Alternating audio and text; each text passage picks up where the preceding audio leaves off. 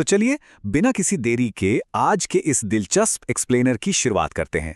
आज हम इतिहास के पन्नों से एक ऐसे खौफनाक और नाटकीय टकराव की गहराई में उतरने वाले हैं जहां एक तरफ थी असीमित महत्वाकांक्षा और दूसरी तरफ था कभी ना झुकने वाला सम्मान। हम सीधे उन ऐतिहासिक स्रोतों पर बात करेंगे जो इस पूरी घटना की गवाही देते हैं। और देखिए, इस भीषण युद्ध की शुरुआत एक ऐसी घोषणा से होती है जिसने वापसी या सुलह के सारे रास्ते हमेशा के लिए बंद कर दिए थे। जरा मुगल सम्राट अकबर की इस खौफनाक चेतावनी को सुनिए। हम चित्तौड़गढ़ के किले पर मुगल परचम लहराएंगे और उसे लहराए बगैर वापस नहीं जाएंगे। हम अंदर एक भी इंसान को जिंदा नहीं छोड़ेंगे। अब ये महज कोई आम युद्ध की चेतावनी नहीं थी, ये एक सीधा और क्रूर ऐलान था।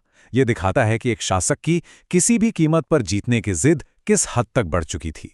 यहीं से ये साफ हो जाता है कि अब शांति या समझौते की कोई गुंजाइश बाकी नहीं है।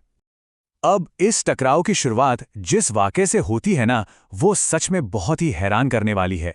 ये सिर्फ तलवारों की लड़ाई नहीं थी, बल्कि दो बिल्कुल अलग विचारधाराओं का आमना सामना था। चलिए देखते हैं कि द्वार पर यह निहत्थी चुनौती आखिर थी क्या। यहाँ स्रोत हमें एक बहुत ही गहरी वैचारिक खाई दिखाते हैं।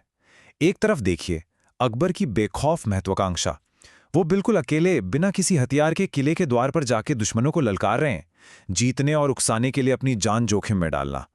और दूसरी तरफ राजपूती सम्मान और उनके युद्ध के सख्त नियम। किले की प्राचीर पर उनके तीरंदाज पूरी तरह से तैयार थे। सबसे बड़ा दुश्मन ठीक सामने था, लेकिन उन उसूलों ने उन्हें एक निहत्थे इंसान पर वार करने से रोक दिया। मतलब जरा सोचिए, ये कितनी बड़ी बात है। सामने एक सुनहरा मौका था, एक ही झटके में इस पूरे युद्ध को खत्म करने का सबसे आसान तरीका, लेकिन इसके बावजूद आदर्शों से कोई समझौता नहीं हुआ। प्राण जाए परंतु राजवंश की गरिमा न जाए। उन राजपूती योद्धाओं के लिए किसी भी आसान जीत से कहीं ज्यादा बड़ा उनका धर्म और उनका सम्मान था।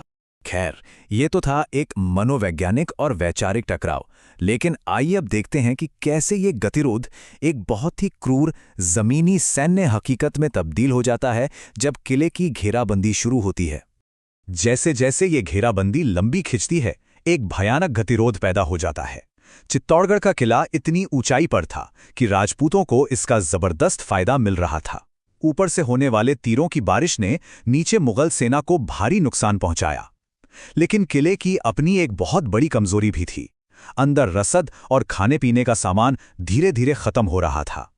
तो ये सिर्फ हथियारों की लड़ाई नहीं रह गई थी, बल्कि समय और धैर्य दोनों पक्षों की कड़ी परीक्षा ले रहे थे।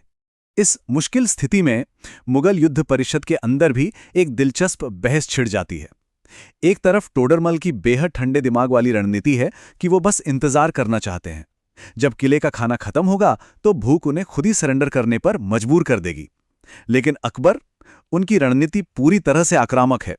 वो इंतजार करने के मूड में बिल्कुल नहीं थे। उनका सीधा आदेश था कि सारा का सारा गोला बारूद लगा दो, अपनी पूरी ताकत झोंक दो और तोपों से किले की दीवारों को तुरंत ढा दो। और ये जिद किस पैमाने तक पहुंच चुकी थी, इसका अंदाजा आप इस बात से लगाइए। राणा उदय सिंह और कुंवर प्रताप को जिंदा पकड़ने के लिए अजमेर, मेवाड़, मालवा और मुल्तान, इन चारों जगहों से भारी भरकम अतिरिक्त सैन्य बल मंगवाने का फरमान जारी कर दिया गया। ये साफ दिखाता है कि एक साम्राज्य के पास कितने असीमित संसाधन होते हैं और जीत सुनिश्चित करने के लिए वे किसी भी हद तक जाने को तैयार थे। अब युद्ध के मैदान और इन भारी भरकम सैन्य रणनीतियों से थोड़ा पीछे हटते हैं। इस महाविनाश की एक इंसानी कीमत भी थी, जिसे समझना बहुत जरूरी है। आइए जोधा के नजरिए से देखते हैं कि इस पूरी त्रासदी का भावनात्मक असर क्या हो रहा था। ऐतिहासिक स्रोतों में यहाँ एक बहुत ही शक्तिशाली और खौफनाक प्रतीक उभर कर आता है, रक्त के रंग का आकाश। जोधा के लिए ये लाल आसमान महज मौसम का बदलना नहीं था, ये एक बहुत ही बुरा अपशगुन था। एक ऐसा आसमान जो ये बता रहा था कि अब बेहिसाब शाही खून बहने वाला है और उनका अपना प्यार इस युद्ध की वेदी पर चढ़ने वाला है। ये उस घुटन को बहुत ही गहराई से महसूस कराता है। जोधा का ये मार्मिक कथन सच में हमें रुक कर सोचने पर मजबूर कर देता है। दोनों ही पक्ष वीर हैं और एक दूसरे के रक्त के प्यासे हैं। ये आकाश अपना लाल रंग कब छोड़ेगा, ये इस बात की खौफनाक सच्चाई है कि युद्ध में शामिल दोनों ही पक्ष एक इंच भी पीछे हटने को तैयार नहीं थे। दोनों अपनी जिद पर अड़े थे और मौत को गले लगाने के लिए पूरी तरह तैयार थे। और अब हम इस एक्सप्लेनर के सबसे दर्दनाक और निर्णायक मोड़ पर पहुंचते हैं, जब किले के अंदर का अन्न जल पूरी तरह समाप्त हो जाता है और दीवारें टूटने की कगार पर आ जाती हैं। तब शुरू होती है अंत की वो भयंकर तैयारी, सर्वोच्च बलिदान। इस वक्त इस सांस्कृतिक परंपरा को समझना हमारे लिए सबसे अहम है, क्योंकि यही वो पल है जहां सब कुछ बदल जाता है। केसरिया। जब राजपूत योद्धा ये केसरिया बाना पहन लेते हैं तो इसका सीधा सा मतलब है कि अब जीतने या जिंदा बचने की सारी उम्मीदें पीछे छूट चुकी हैं।